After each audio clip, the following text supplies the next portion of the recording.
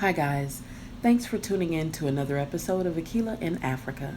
Today I'm sharing part 2 of my video titled Learning About the Slave Trade in Malawi, Africa.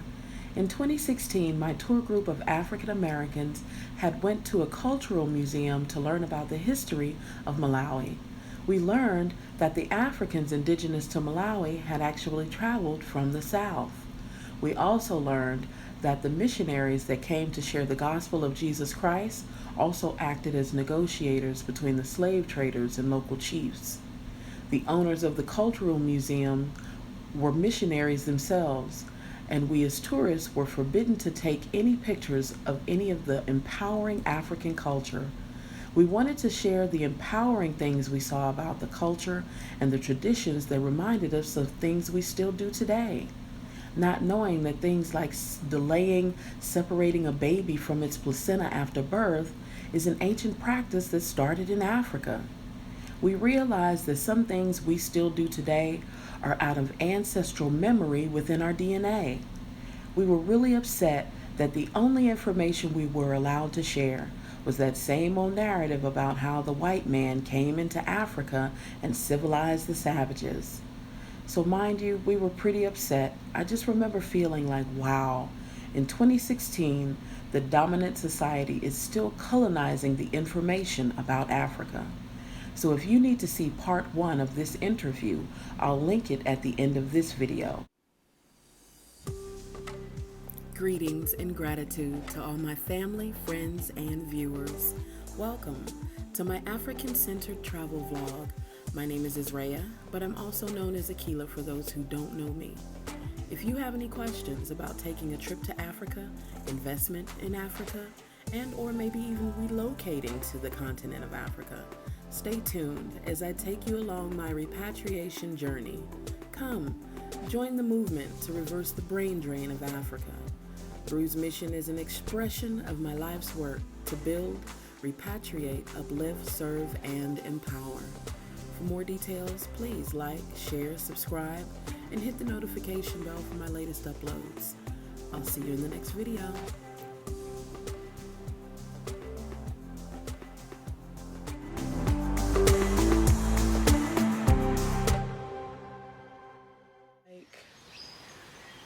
We still, even though we were forced to whitewash our spirituality, in the back of our minds and our spirits, at our core, we still held on to our Africanness, if that's a word.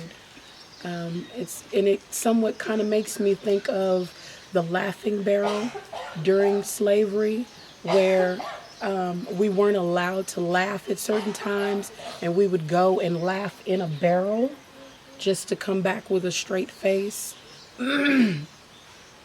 And so that reminded me of that in that instance, that even though we were being forced to embrace something else that was foreign to us, we still in our hearts and our minds and our spirit kept knowledge and love of our African selves. And that was the resilience that stood out to me the most. Yeah. Well, the thing that stood out to me the most is, just like I said earlier, that even though this was the 1700s all the way to 1200s, that the Caucasian man came and took away all our religion, our everything, even that early in time. So it's not nothing new. It's the same old story all around the world. All around the world. It's the same story.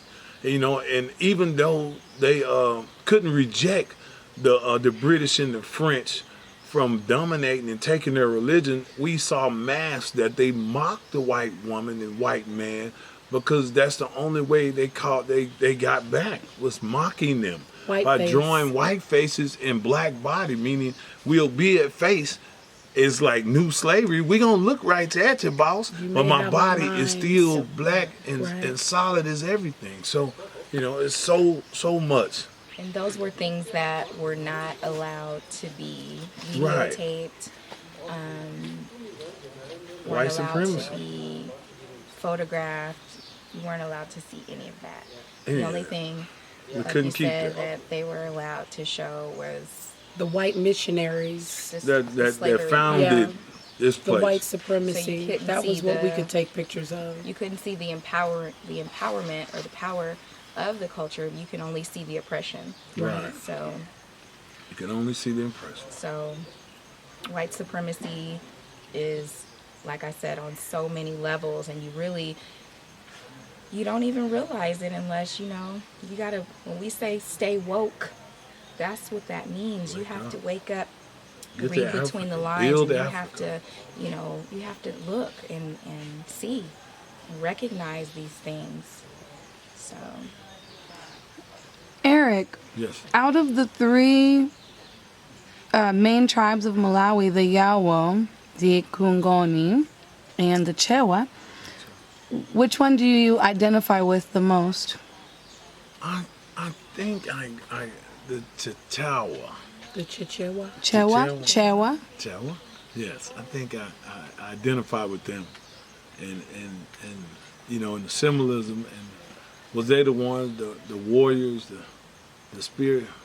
Kungoni. Kongoni is who I identify. that's the Kongoni. material you got. Right, The Kongoni. right. That's what I hadn't learned that yet, but I will. It's the Kongoni that I most felt familiar with. The hunter gatherer.